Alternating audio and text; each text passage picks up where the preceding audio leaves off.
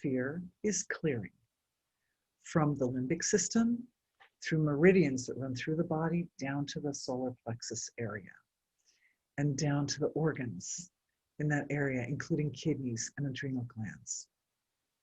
I also see some threads of fear going down to the gut as well, and for some people causing indigestion. So the fear is clearing from these meridians, running from the center brain down to the gut.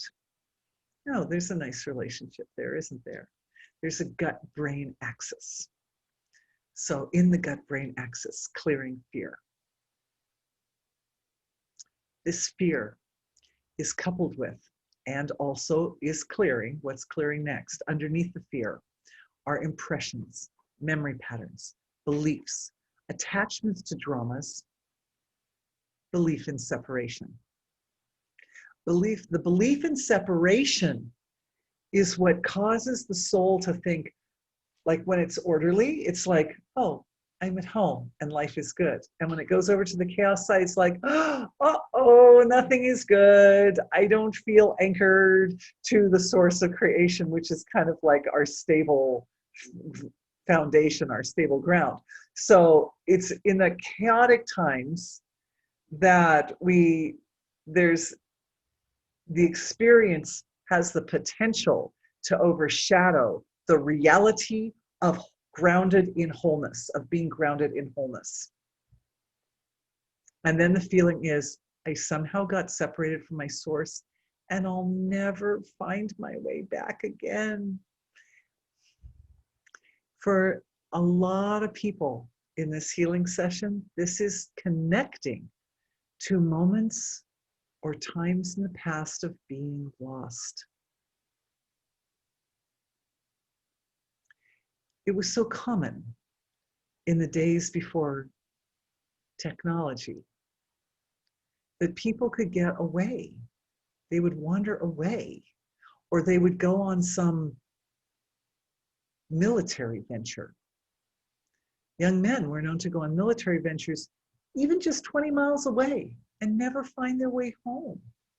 And if you think like of if you have a city or town about 20 miles away, if you walked over to the city or town 20 miles away, but you didn't have like navigational tools, right? Navigational tools were not developed until the 1400s. And so, or like the more advanced navigational tools that we have that allowed sailors to sail out to sea and get all the way away from land and still find their way back again. Those types of navigational tools. Also, a lot of agricultural tools were invented around the time of the 1400s, but that's an aside. The point is that it was more common. It was more common for people to get lost,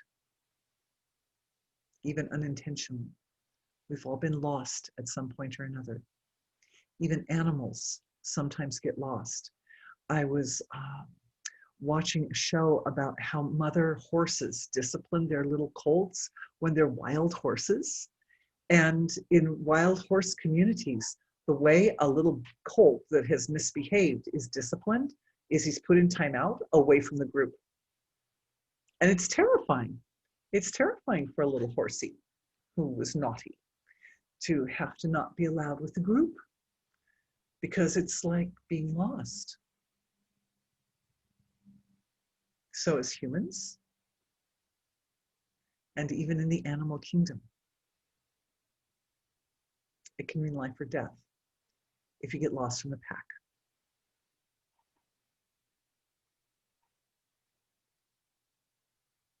This is a trauma that sits at a collective level of our world that has sat there for ages upon ages, that has a great deal of grief associated with it. And this trauma is under our microscope, our healing collective's microscope, to heal now. That feeling of being lost or separated. And really, it represents being lost or separated from source more than anything. because being lost from your loved ones is only temporary. Even in death, being lost from our loved ones is only temporary.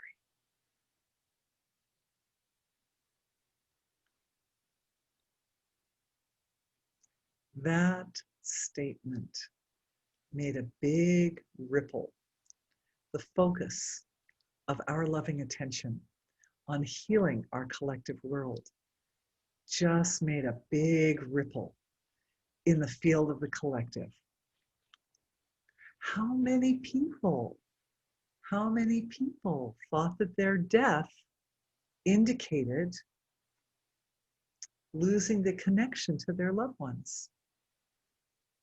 So even if you never had an experience of going out on a military campaign, sometime in like between the year 1 and the year 1300 or something, and getting lost, even if you never had that experience, we've all had that experience, and billions of souls have had that experience.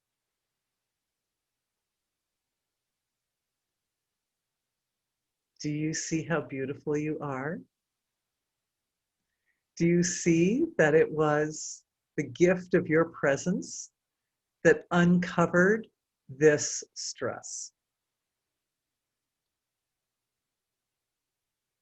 And the answer, of course, is a deep, deep integration and anchoring to the source of creation. It's a deep anchoring of the soul. And what I'm seeing happening is it seems as if people's cords of light are activating, not just now, not just in our healing collective, but in the whole human collective and in the whole human collective over the course of time. And there's this sort of rich heart. It's like the anchor is deep in the heart center, deep, deep, deep into the sacred inner chambers of the heart's energy center. That the knowingness that we are connected to the source of creation, because no particle of us is anything but that. No particle. No particle is anything but the source of creation.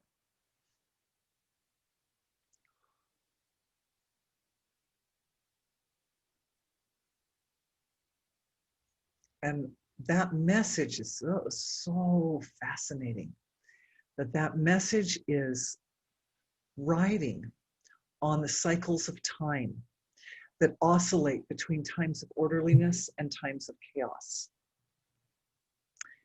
And it's integrating across the range from order to chaos. And it's especially because of our cultural conditioning, lighting up the moments in history where chaos reigned more profoundly or more intensely.